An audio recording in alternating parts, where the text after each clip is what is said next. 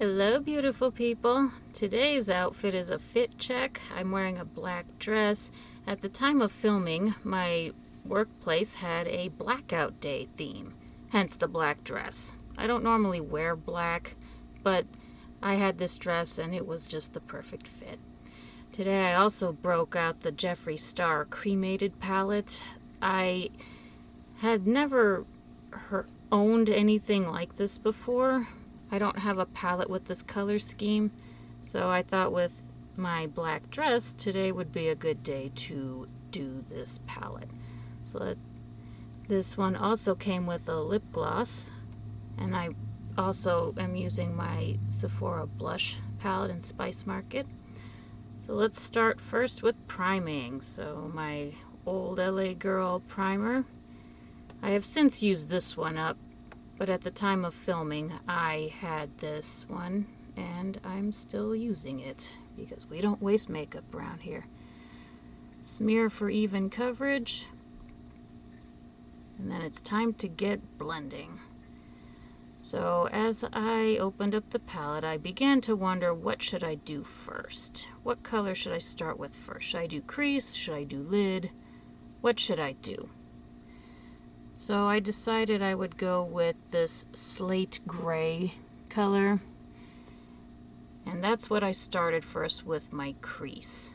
So I loaded up my brush. The pigment payoff is okay, as you could see here. Not too dense, not too little, just right. And so I started applying it on my crease, going back and forth, putting a little bit more on the corners to create an edge effect, and then going underneath my eyelids. Do the same for the other eye. Generally speaking, I try to do my left eyes first because I'm right-handed, and so starting with the non-dominant side, I get to hopefully wind up with a more even result.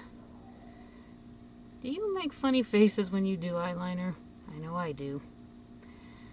Alright, on to the next color. So I'm defining the lower lid and crease with this black eyeshadow. I don't know if you could see it very well on the camera, but it's like black. And so using my favorite pencil brush, I apply it to my lower lids and into the crease for more definition. I will do this with the other side as well. I really like the smoky look, which is, I'm sure, something you've probably gathered by now if you've watched my channels. I definitely like the smoky look. Now I take my favorite blending brush and blend it all out. Make a nice smooth transition between the darker shades and the lighter one. I always try to start with the lighter colors and then move on to dark. You can always add colors, but you can't always take them away. So now I ponder what to do next. I decide for the lid I will use this silvery gray color. And so I load up the brush. Oh, I smudged out my my crease to have a more gradual transition out of the socket and towards the brow bone. And repeat the same for the other eye. So as I ponder what to do next here, I'm wondering, what should I do? Should I go with a darker shimmer? Should I stick with a lighter shimmer? And ultimately I decide to go with this silvery one in the corner here. You probably can't see it very well, but it's the silvery one in the corner. And then I use my MAC Fix-It spray to wet my brush for better glitter adherence. I do clean my brushes once a week, but during the weekday I sometimes have to make do with my dry sponge. So I wet my brush with the Fix-It spray, load it up, and pat, pat, pat, pat, pat, pat. The fallout on this isn't too bad. I'll say this for Jeffree Star Cosmetics. Whatever you might think of the creator of that brand, his cosmetics are actually pretty decent quality and value for the price. There's not a ton of fallout that comes from this palette, and I unfortunately tend to be a little heavy-handed. So now we get on with the highlights, and I'm using this shimmery white. So using my highlight brush, I load it up and then start applying it at the top corner and the inner corner of my eye. This blends really well. And like I mentioned before, the fallout is not too bad. That's always a good thing.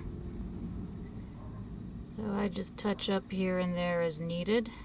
And now onto the liner. So this is the MAC Kohl Liner Pencil in Feline. This is easily one of my favorite eyeliners ever. I put it on my waterline. It stays put. It's easy to apply. It's easy to sharpen, and when I take my makeup off, it's easy to remove. Now the Lorella liquid pen liner, I use this for the top lid onto my standard wingtips. I usually start in the middle or in the inner corner and work my way out towards the edges. For this, it helps me to have a elbow on the table so I have a steady hand. If I do it sitting up, if I do it free-handed, it's going to be crooked. I do not have stable hands, so having a table surface helps a lot. Now it's cleanup time, so I've got some cotton pads and my e.l.f. makeup remover. I wouldn't use this stuff to remove all of my makeup. I don't think it's potent enough to do that. But for cleanups like this, it works wonderfully for that purpose. I don't need a lot of it. I just need enough to get rid of some of the fallout and get that out of the way so I can do the rest of my face. I do this on the other side. What you do on one side, you gotta do on the other. That's the principles of equilibrium. So I clean up, touch up a little bit as needed. And I get the rest of my face ready for the rest of my face makeup. So here's the look. And there's my fully done face. I will say though, the lip gloss that I used, the Jeffree Star lip gloss in Weirdo, that lip gloss tastes and smells fantastic, like cake frosting. I'll have in the description the rest of my face products, but here's the final look. And that'll be all. Thank you for getting ready with me. Take care. Love you.